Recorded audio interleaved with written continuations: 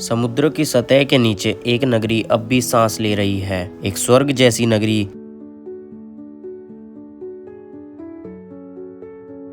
इसका नाम है द्वारका, भगवान श्री कृष्ण की नगरी। वो शहर जहाँ धर्म, विज्ञान और सौंदर्य ने साथ साथ जीवन जिया। जब कृष्ण ने मथुरा में अत्याचारी कंस का वध किया तो जन जन ने राहत की सांस ली। लेकिन संकट अभी समाप्त नहीं हुआ था। कंस के मामा सम्राट जरासंध कृष्ण से प्रतिशोध लेने के लिए बार बार मथुरा पर आक्रमण करने लगा। 17 बार उसने आक्रमण किया। हर बार कृष्ण ने उसे पराजित किया, लेकिन हर युद्ध ने मथुरा को रक्तरंजित किया।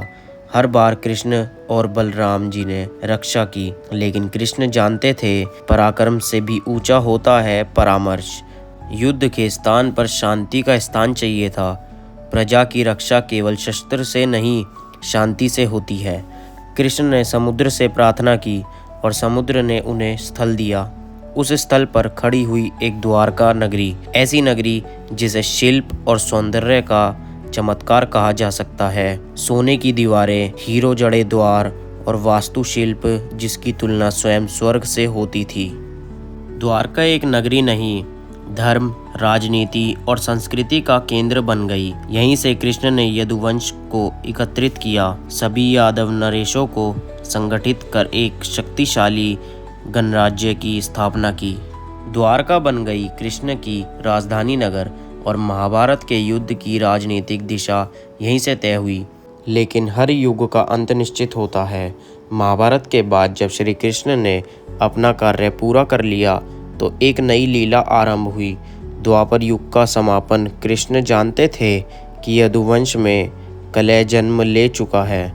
उन्होंने स्वीकार किया कि समय अब पूरा हो चुका है।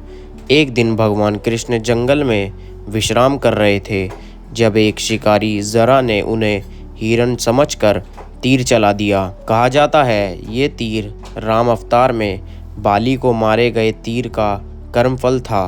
कृष्ण मुस्कुराए और शांतिपूर्वक प्राण त्याग दिए। जैसे ही उन्होंने शरीर छोड़ा, प्रकृति ने भी अपना रूप बदल दिया। समुद्र उठा और द्वारका को निगल गया।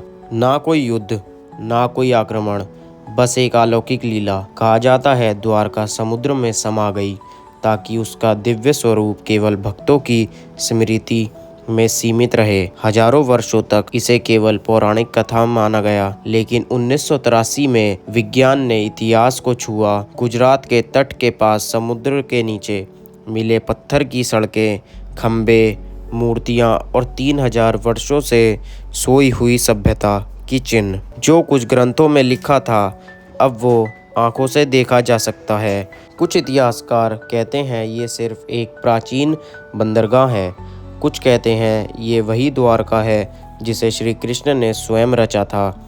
लेकिन अब ये स्पष्ट है, मिथक और इतिहास के बीच की दीवार धीरे धीरे टूट रही है। द्वारका एक नगरी नहीं, एक युग का अंत और विश्वास की शुरुआत है। अगर आपको लगता है कि भारत का इतिहास केवल किताबों में ही नहीं बल्कि समुद्र की गहराई में, मंदिर की दीवारों पर और शस्त्रों के शब्दों में सीमित है, तो इस वीडियो को ज़रूर शेयर करें और सब्सक्राइब करें मेरा चैनल, जहां हम सुनाते हैं कहानियां नहीं, इतिहास की असली आवाज़। हर हर महादेव। जय श्री कृष्ण।